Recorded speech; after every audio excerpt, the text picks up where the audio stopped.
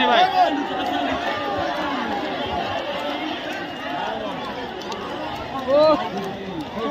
কেন বাদিল ওই দেশে মজা যাচ্ছে কেন বলে দিল আমার এইভাবে ভালো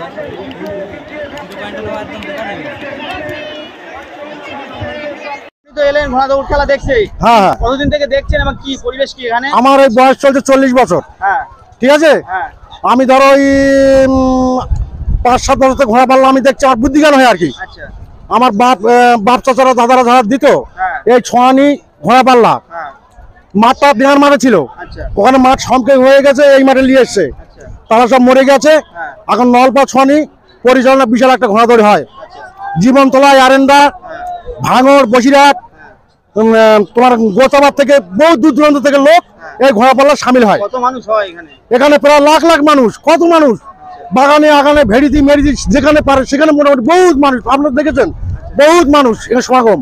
আচ্ছা আচ্ছা, এই মেলাটা খুব শান্তি শৃঙ্খলা ভাবে হয়, হ্যাঁ, খুব পরিবেশের সঙ্গে শান্তিভাবে হয়। এই মেলাটা আরো বড় হোক আমরা চাই। বহুত কুটুম আপনি কি মেলাতে প্রত্যেকবারে আসেন?